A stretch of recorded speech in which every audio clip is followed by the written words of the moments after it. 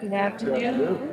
First off, I want to let you know that Laurence Wildgoose is our Administrator of Policy, International Affairs, and Environment. Is sad that he couldn't be with you all today, but as you all have heard, we are in the process of FAA reauthorization, so he was called back to Washington to lead our delegation to listen to the readout from the House T&I Committee today, and then we'll have the Senate Commerce readout as well. So very important time for the FAA, so he's sorry that he wasn't here, but he is in a good place to make sure that the FAA is solid as we move into the next several years with our reauthorization. So I have some remarks that Laurence was going to share with you all, and really hang in there with me. He has a lot of good points that he wanted to hear, and certainly then the panel will have some good discussion behind it. First off, he wants to thank, and I think on his behalf, to Ebony Winbush and the board of directors for his invite. This was Laurence's first conference at AMAC, and certainly he had a chance to start to just see the family that's here at AMAC and the business of AMAC, and was very engaged with that, and certainly was hoping to be able to be here, but he will be at our next conference. So, good morning, or good afternoon, San Antonio.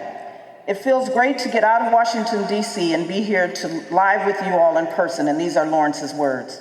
It is also good to be among such a fantastic group of aviation and airport planners who care deeply about the industry and proactively use your voices to advance smart public policy. I am sure we all can agree that historically, careers across the aviation industry were not widely known or accessible to minority communities. Looking across the room, I am proud to say that this is progressively changing and moving in a positive direction. And in many aspects, that's because of the great work of organizations like the Airport Minority Advisory Council, or AMAC. At the FAA, we are laser focused on enhancing safety, sustainability, equity, and developing a workforce that fit for purpose. And while our primary focus is aviation safety, I would be remiss if I did not mention how the federal funds that the FAA invests each year help improve both the safety and efficiency of airports. But also, let's be honest, these investments are also supporting economic development and helping cities and states expand job opportunities for its residents and enabling wealth creation for entrepreneurs and small businesses. We need to ensure that these funds are distributed equitably. The Biden-Harris administration is committed to help narrow the racial wealth gap and reinvest in communities that have been left behind by failed policies of the past. Specifically, this administration is expanding access to key wealth creators. 1, home ownership, and 2, small business ownership. The administration also recognizes that the purchasing power of the federal government makes federal procurement a powerful tool to support small businesses' growth and build generational wealth throughout the United States, including firms owned by unrepresented individuals. Under President Biden's leadership and direction, we will use the federal government's purchasing power to grow federal contracting with small disadvantaged businesses by 50%, translating to an additional $100 billion over the next 5 years, and help more Americans realize their entrepreneurial dreams. President Biden understands the policies we establish need to have a tangible impact that translate to more dollars and opportunities for minorities in this industry. In fiscal year 2022, the U.S. Department of Transportation, USDOT, awarded nearly $1.8 billion, or 21.24% of USDOT's annual spending to small and disadvantaged businesses.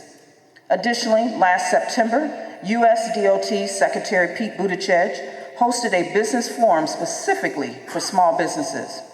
At this event, Secretary Pete signed 3 new memorandums of understandings with the U.S. Small Business Administration, the Minority Business Development Agency, to support USDOT's capacity building and technical assistance efforts to help small and disadvantaged businesses increase their competitiveness and footprint in the federal marketplace. This partnership supports the Biden-Harris administration's whole of government approach to support American businesses. The first MOU between USDOT and the SBA will help the two agencies better support small disadvantaged businesses and disadvantaged businesses in the transportation industry by breaking down systematic barriers that have historically prevented SVDs and DBEs from fully benefiting from government contracting opportunities. It will help small businesses in transportation obtain bonds or increase their bonding capacity to compete in DOT-funded projects. The second MOU between USDOT and the SBA reflects commitments by both agencies to provide additional access to capital for small businesses with a focus on SDBs and DBE firms. The MOU will make available to USD stakeholders the network of small business investment company related resources and support the SBA's Office of Investment and Innovation to facilitate access to private capital for small businesses pursuing contract opportunities resulting from the bipartisan infrastructure law, an historic administration achievement that provides $25 billion in funding to the FAA over 5 years. The third MOU between the USDOT and the MBDA will help the agencies better engage and develop underrepresented minority business enterprise in national transportation supply chains and related high-growth industries through coordination of data and reporting tools. These MOUs and the Business Forum event that was held last fall are critical examples of the work the Biden-Harris administration is doing to support small businesses, to ensure they are contract ready, and to advance equity, especially in agencies' work to deliver on the bipartisan infrastructure's law promise to create good-paying jobs, grow our economy so that everyone has a chance to succeed. The FAA, under USDOT, is an important part of this effort to support underserved communities. In fact, 67% of the fiscal year 2020 to fiscal year 2021 USDOT direct contracting dollars were awarded by the FAA. The Office of Policy, Planning and Environment established a new strategic plan for the agency. We call it the FAA Strategic Plan for the 21st Century, better known as Flight Plan 21. In our new plan, we call for the elimination of barriers that underserved communities and individuals may face in taking advantage of the FAA's direct contracting opportunities. One of the persistent barriers to advancing equity in this continued discrimination that businesses owned by minorities and women experience when trying to compete for USDOT-assisted contracting opportunities. Congress reaffirmed these findings many times, but most recently in the bipartisan infrastructure law. Under the development of Director Irene Marion, USDOT's Department of Office of Civil Rights continually reviews the DBE and ACDBE program regulations to identify ways to ensure they meet the intent of President Biden's equity executive orders and today's marketplace. That is why her office and its civil rights counterparts at the Federal Highway Administration, the Federal Transit Administration, and the FAA are working on one of the most extensive updates to the MBE and ACDBE program regulations in the last 20 years. DBEs and their workforce perform construction, design, maintenance, and supply and trade projects across the country. Through the bipartisan infrastructure law, $5 billion has been granted to provide competitive grants for airport terminal development projects that address the aging infrastructure of the nation's airports. Through the Airport Terminal Program, or the ATP, fiscal year 22 and 23, project selections have been announced to the tune of nearly $2 billion. The ATP is generating unique new opportunities for DBEs and other small businesses because the projects it funds involve work that the FAA has not traditionally funded, namely building interior construction and improvements. We hope DBEs and small businesses can find new inroads to FAA-funded work by participating on projects that may involve plumbing, HVAC, lighting, flooring, and other trades that are not usually involved in runway, taxiway, and apron work. In fiscal year 2022 alone, the FAA projects led to DB awards and commitments more than $250 million, and we certainly hope to see that number continues to climb. In this administration, USDOT has also worked to improve tools and policies such as USDOT's Office of Small and Disadvantaged Business Utilization expanded the department's procurement forecast to include new data fields to assist small, disadvantaged businesses search for DOT direct contract opportunities. The FAA has amended its acquisition management system to include set-asides for women-owned, small, disadvantaged, and hub zone firms. These policy changes help the FAA to significantly increase its small business spending, especially to hub zone firms. These are huge policy wins that we believe will reverberate across the nation. But we all have a part to play. We know intimately how expansive and exciting the world of aviation is. From the moment you step into an airport to the moment you land safely at your destination, there are hundreds, thousands of people working toward a single goal of your safety. From the parking management contracts to the many food and beverage and retail concession operations, each one plays a unique role in our travel experience. Each of these people represent an individual whose income is critical to their housing, food, childcare, medical expenses, and more. Every American who are hard at work within and around airports across the United States understands the importance and impact of livable wages. You may ask the question, why is that important? Because disparities in wealth compound like an interest rate. The disinvestment in underserved communities across the country throughout our history is still felt sharply today. But there are opportunities for this administration to make impactful, meaningful, structural changes to our public policies. That's our aim at the FAA and throughout USDOT. Studies have shown that higher wages have positive domino effects. Increased wages can lower costs associated with recruitment and trainings so companies can attract and retain top-tier candidates, or augment worker productivity and generate high-quality work, or boost workers' morale and effort, or reduce absenteeism and turnover, and ultimately enhance worker wellness and access to better health care. Nearly 1/3, 31% of African Americans and more than 1/4, 20% of Latinos would get a raise with a federal minimum wage to $15 an hour. For Black and Hispanic workers who work year-round, annual pay would increase by at least $3,500.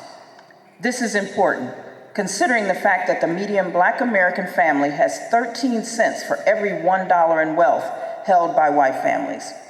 Workers who cannot work from home, who are more likely to be Black, Latinx, or Native American, are the overwhelming majority of workers. Almost 9 out of every 10 who would receive pay raises in the federal minimum wage was increased to $15 an hour.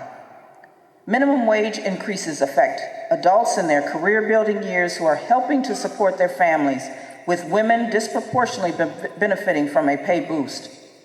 I know that increasing an expense of any kind is the last thing a business owner or local entrepreneur wants to hear. And believe me, as this is again his words, as the son of a small business owner who was a pilot, I ultimately and personally understand that every dollar counts. However, I would note that those wages are the very same dollars that will circulate and advance communities across this country, like San Antonio or Houston or Miami, creating a full circle return on investment. There are a number of organizations and communities around the country that are leading in equity-focused policy work. Think about the Business Accelerator program hosted by the Port of Seattle and the Northwest Mountain Minority Supplier Development Council. The Accelerator program connects cohort associations with the knowledge and mentorship they need to grow and take their businesses to the next level.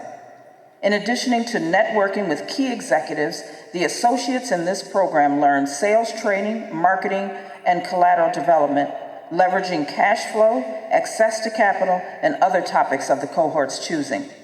Here's another example, something that's more closer to home. DLB Consultants is a women-owned small business headquartered in Dallas, Texas, with a mission to provide quality construction, technical, and professional services to its customers. Demetria Bivens is DLB's founder and CEO, and she is on a mission to make an impact in the construction industry where only 6% of contractors are Black, and the numbers are even lower for Black women.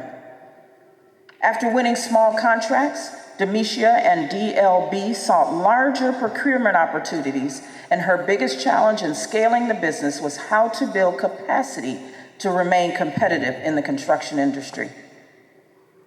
Upon attending Dallas-Fort Worth International Airport and the Dallas Area Rapid Transit, or DART, outreach events, she learned about the U.S. DOT's bonding education program being offered by its Gulf Region Small Business Transportation Resource Center, where the airport and the Transit Authority were the lead stakeholders in the program.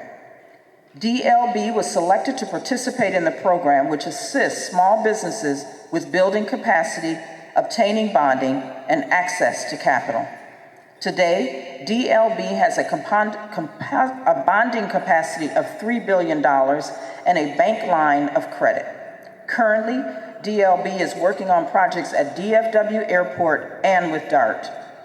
These are two examples of organizational and companies that are taking advantage of programs and products specifically geared towards small businesses, of which many founders of CEOs look like me or others in the room. As a result of President Biden's economic plan, 2021 and 2022 were two strongest years of job growth in U.S. history. The facts speak for themselves. In fiscal year 2022, car rental and non-car rental ACDBEs generated $3 billion in concession revenue through the ACDBE program at primary airports nationwide, and about $1 billion more than in fiscal 2021 during the pandemic.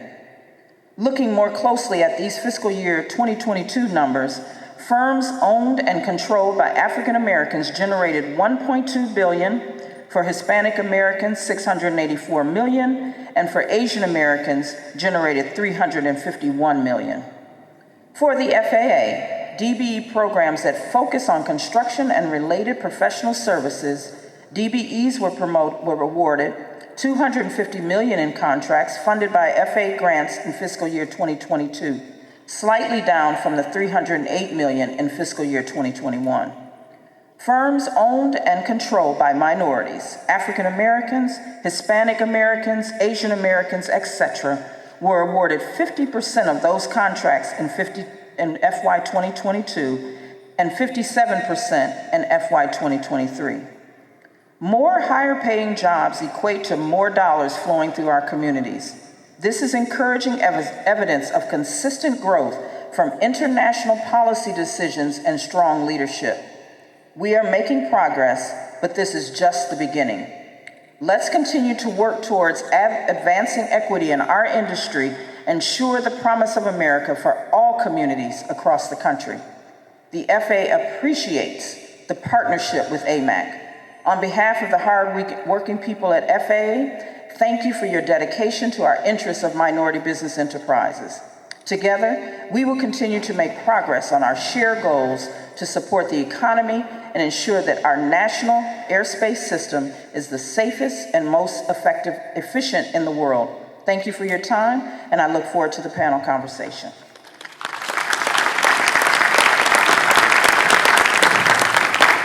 Well, thank you, Administrator Griffin. It was really important to hear how the FAA also understands the importance of the ecosystem of economic development, as well as it is the economic engine by providing and measuring that. That's also very good for DBEs and MBEs to know that.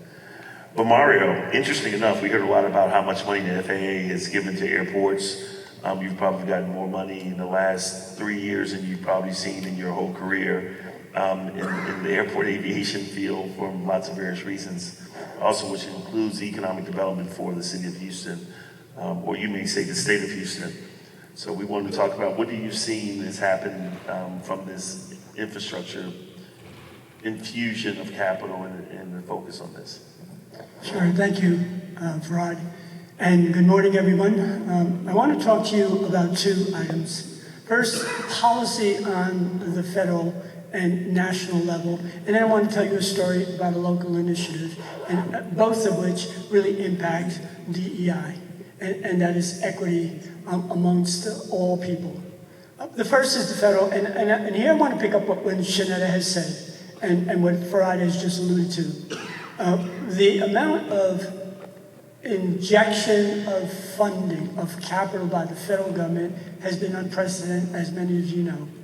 Let's just take a quick tour of the grants that have been put in place. First was the CARES Act to cover COVID, $10 billion. Then there was CRISA. And CRISA was a grant that was specifically tailored for you, many of you, concessionaires. In the Houston Airport Systems, we parceled out about $25 million to prime and ACDBEs throughout our Houston Airport system to help out with covering costs and just keeping all of these organizations alive and helping them through the very devastating pandemic that we just went through. There was the ARPA, the American Rescue Plan, another $8 billion of capital. And then, as Shanetta has said, the bipartisan infrastructure bill, another $5 billion, $2 billion of which has already been announced. And by the way, we in Houston have won close to $175 million for various projects throughout the airport system. And then let's remember that this is all on top of the airport improvement program, and hopefully Laurence is having good success. This is a bipartisan, I understand it, introduction of a bill, so I think it probably would stand a good chance of becoming law. Hopefully it will. And just one piece of that to note in this bill is that it has it's increasing the AIP, Airport Improvement Program funding from $3.5 to $4 billion over the next 5 years. That would be significant. But this amount of federal injections into local airports is having impact on the way we think about financing and funding airports. And it does open an opportunity that I want to speak to you about. So normally when you finance a project as a director, you think about the kind of capital that you have access to immediately. Your airport improvement funds, these are retained earnings that you have in your piggy bank that you've basically set aside year after year from operations of the airport. You have things like PFCs, passenger facility charges, that are considered local funds for the purposes of investing. They're restricted as to how they may be used, but for most of the projects that you want to do at an airport, with some exceptions, you can use those funds. And then there's bond financing, the access to the capital markets, where we'll be into the capital markets for about $750 million. June 19th, we will be closing on those bonds and receiving the proceeds sometime in the first couple of weeks in July to further finance many of the projects that we have. And then you have grants. But for the most part, over the past decade or so, grants were really almost exclusively limited to airfield projects. That is, taxiways, runways, shoulders, things that improve the national airspace system in a whole, as an entire networking system. With this new injection of capital, we're now seeing a lot more money flow into, as Shanetta said, terminal buildings. And as we think about now how we finance those terminal buildings, we got to think about grants. Because it's significant. If you want to hold your cost per employment down as a director of an airport, you got to think about how you can offset right now the investment that you need to make in order for the balance of the investment that you make, except for the PFCs, which always remain at whatever it is for your airport, whether it's $3 or $4.50. It basically helps to write down the cost of the investment. But here's what comes with it. Normally, when you finance these airport projects in a city, you use what are called minority and women business, small business, local rules and regulations that are established by the locality, by the city, by the community. If you accept federal funding, you must use federal rules. And federal rules are what's called disadvantaged business enterprise. Well, what does that mean? What it means is that the language, every agreement that we are now entering into with airlines includes over 28 pages of assurances that we must make to the federal government about how we're going to use these funds. And among them is that we will be using disadvantaged business enterprise organizations as subs on these prime contracts. Now, I've gotten a lot of pushback from the prime contractors say, we don't have enough subs, we're not going to be able to do this, you got to lower your goals, We said, no, we're not lowering any goals. You actually should have greater ability, greater capacity. Why? Here's why. The DBE program is managed on a federal level. To each state is delegated the certification process for DBEs. In Texas, we have 5 regions. Each region is responsible, including the city of Houston, for bringing in DBEs, registering them, and they go on to a unified certification program at the state level. Once you are established at the state level in Texas under the DBE program, you are able to work on any airport in Texas. The same with Georgia, the same with Illinois, the same with California. And then there are state-to-state reciprocating agreements that if you are a company in Georgia and you want to participate in Texas, so long as you're certified in Georgia, assuming that there is a reciprocal agreement, you can then be accepted into the state of Texas, and you can now work on any projects, and the primes will receive the benefit of your participation as a DBE. So it really widens, it spreads the amount of work that DBEs throughout the nation, you no longer have to worry about, is a project coming to my community? You need to look out across the nation and see what projects and what kinds of work you want to do. And then you need to start working with primes to say, hey, I don't just want to work with you in Houston. I see that something has happened in Seattle. I see something happen in Chicago. I see something happen in Atlanta. Hey, I want to work with you in each of these. And you will be entitled to do that. So that's a very, very important point. The next thing that I want to go to is minimum wage, because I think Jeanette is right. It really is something that's got to be addressed in this nation. Just as a baseline, as you all probably know, the minimum wage, federal minimum wage is $7.25. What city and what airport system has the highest minimum wage in the U.S. right now? Anyone want to take a guess? It's not Houston. So I'll just put that out front.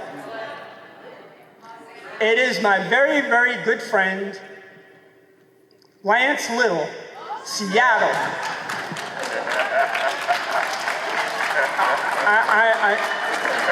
It is Seattle. And I got to hand it to it's not just Seattle. The state of Washington has a minimum wage of $15.75. Do you know what the minimum wage in Seattle is? $19. That's why Lance is working out there. He's making a lot of money in Seattle. So what we did, so then you go around the country, and Washington, D.C. is $16.10, for example. And then we come to Texas, it's $7.25.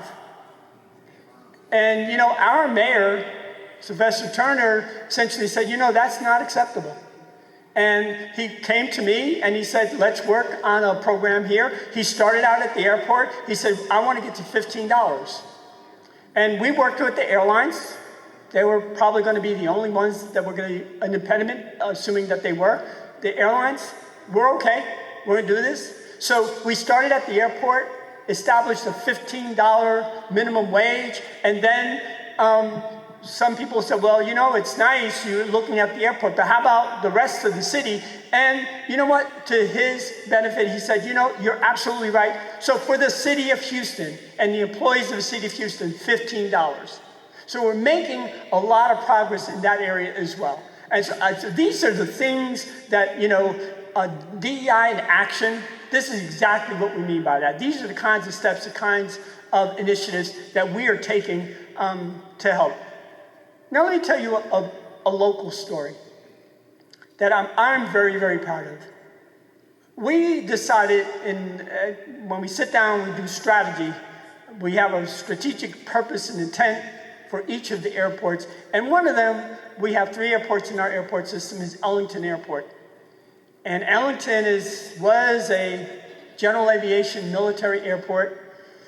When I got there wasn't a lot that you thought you could do with it. And the strategy for developing it was to put signs, land available for lease. Call so-and-so, the broker. And I said, that's not a strategy. So we decided I read an article about, at the time, Barack Obama was president of the United States, and he basically said, you know what? The US credit card for space activities is coming to a close. This is something now we have demonstrated man can go to space. We have developed volumes of data. It is now time for the private sector to take over and do what it can do. And a lot of people started wringing their hands, oh my God, what are we going to do, what are we going to do? And we said, you know what? We're going to develop a spaceport. And, chuckles and, right, yeah. And so we started working with the universities. We started doing some marketing. And before you know it, we laid down phase 1, 150 acres, and we landed Collins Aerospace, a subsidiary of Rockwell Collins International. We landed Intuitive Machines, the company that is now building the lunar lander that later this year will lift off and land on the dark side of the moon. We have Axiom Aerospace. This is the company that is taking over the responsibility from NASA for the management of the International Space Station. And it's going to build all of the modules, and it will do flight training and astronaut training in Houston. Over the last 2 years, we have signed contracts with these companies for over 450,000 square feet of manufacturing space. But on the way there, we learned something really, really important. We didn't have a lot. We had an idea and a vision. We hadn't gotten very far. And we would bring in companies, and we'd bring them to the edge of the fence, and they'd say, I would say, come on, step up and look through the fence. And what are we looking at? It's the future spaceport. Yeah, well, I just see some tumbleweeds and a lot of weeds. You guys are crazy. They'd walk away. So we got to a point where we got ready. It was Blue Origin. It's another large manufacturing company. Blue Origin was getting ready to develop its BE-4 engine. And it had put out an RP. We were one of the ones that, subscribed. And below it, believe it or not, we beat California. We beat Florida. There was just this one city, Huntsville, Alabama. Huntsville, Alabama, we got this. Who's Huntsville? Well, Huntsville taught us a lesson. Huntsville, Alabama is a powerhouse in aerospace. They have the rocketry. They have the guidance systems. They have the manufacturing. They have the fundamentals. You don't go into space without passing through Huntsville, Alabama, as they used to say about Atlanta airport system. Whenever you die on your way to heaven, you will pass through Hartsfield, Atlanta International Airport. And so what we did was, hat in hand, we went to Huntsville. What you guys do? Training. It was training. And they knew that we were very, very close to them because of everything that we had to offer, but we didn't offer training. So we decided, great. We looked at their training program, it was okay. But then we went to Wichita, Kansas, and we went to the National Training Center for Aviation. It was opened in 2010. And this, it just opened our eyes. This is a program, part of Wichita State, that provides training in exotic welding, like very, very precious metals, difficult metals, titanium, things like that. additive deductive manufacturing, machines where you are taught, you're trained to program a machine. A block of steel is put in place, the machine starts, and out comes a perfectly completed drill head that you can put on the end of a pipe and start drilling. Carbon composite fabrication. The wings of these modern aircraft, the 787, the 777-800, the Airbus, A350, the A380, all of these new aircraft have this composite fabrication type wings. And we came back, we started working with a local university, and we developed our version of it. It's called the Houston Aerospace Institute. And we made that a part, and as a result of that, we were able to bring in these three companies to create close to 1,500 jobs. But wait, Ellington is removed from the heart of the city. Ellington is really in orbit to the city. It's not easy to get there if you don't have a car. Well, if you don't have a car, you can't get there unless you take Uber, and that gets very expensive. So one of the things that we wanted to do was we wanted to increase the training opportunities for the people of Houston, for all people of Houston, and especially those areas, those neighborhoods in Houston where we didn't have the kind of opportunities that the rest of the city had. And now in this Clear Lake area, strong economic opportunity was growing, bubbling. And so what we did was we worked with Metro, mass transit, transportation, back to transportation, and we worked with them. We said, we need a bus that will ride from the city center, and we're going to work with them on what neighborhoods they want to go through, and then directly, nonstop, out to the spaceport. And as a result, we're hoping to be able to attract a lot more minority women, individuals that will be able to avail themselves of this training, with grants, by the way, full grants of this training, so that they can go, as they did in Wichita, Kansas, and are doing today, where you enroll, you go there, and you start flipping burgers at McDonald's or, for whatever, $8, $9, $10 an hour. And once you receive your first certificate, and let's say exotic welding or additive deductive manufacturing, you immediately jump to $29, $30, $35, even $40 an hour before overtime. That's meaningful wages, that's meaningful income for families. And that's what we're really doing, and it's one of the things that I'm really, really proud of. Let me stop there, and Farad, let you turn it back to you. If you want to. I'm just playing. We appreciate it, Mario. It's so important to see how we have economic development in the ecosystem, and the airport industry recognizing that it is an economic engine, and there is this convergence of direct and indirect value that happens in communities. And to have the federal government be aware of that economic engine and to ensure that there can be equity and parity, which is really the opportunity for really growing I think it's for the safety of our country, we need to be mindful that everyone has a fair chance. So David, I come to you as the futurist. So we know that we've known for years that airports have become economic engines, and now we know there's this conversation around making sure that there's equity in that, the way it's passed along. And we know this also is just a growing industry. It's fully funded and resourced, and we have labor concerns that we have to address unless you live in Seattle.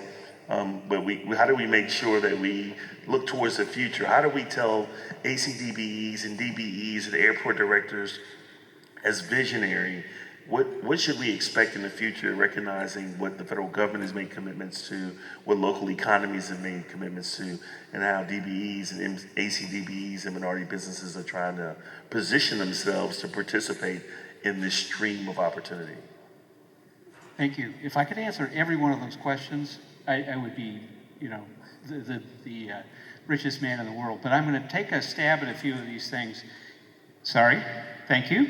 I'm going to take a stab at this and throw out some ideas. I think we've heard a number of things, one of which is that this administration and the Department of Transportation are solidly behind diversity, equity, inclusion, and accessibility. And they're working hard at it. They're providing more resources than perhaps ever before.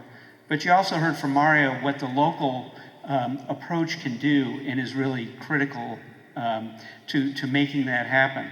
So I want to touch on 4 elements kind of quickly and talk about how those can affect both the businesses that work at airports and more from my perspective, because my work really revolves around representing airports, what airports can do. So the 4 elements are this administration's support and how that's playing out. I want to talk a little bit about lessons learned from COVID because while that's a look backward, it's also a look forward. It tells us where things are going to be going. I'm going to talk a little bit about the opportunity for local flavor, and then I'll finish up with what airports can do. So, as I said, this is a time of opportunity for airports. It's a really exciting time. Airports are rebuilding themselves. A lot of airports are transforming from an airport that was built for the 707 to an airport that is going to be able to accommodate eVTOL aircraft coming and bringing people in that are accommodating the new aircraft that are coming out from Airbus and from Boeing, and the number of people that are wanting to travel. And it's also a time to act and to prepare if you're an airport. The federal government is taking an activist role. We know that. It's always been that if you take federal money, there's strings attached. But these strings really bring some opportunities. And I think that's part of what you're hearing is the opportunity is to expand the people that can be working at your airport. A more diverse workforce is going to give you more opportunities, more and better people that can come in. But they may need some help from both the airport and from the federal government. And what I'm hearing is, the federal government is making resources available. But airports are going to want to take advantage of that and provide those. I think back quite a few years when Thela Bowen was the airport director in San Diego. And they were embarking on a really large capital program, actually not as large as the one they're doing now. But they went out for some of their first bids and they found they were not getting the kinds of responses from the minority and women-owned businesses that they had hoped for and expected.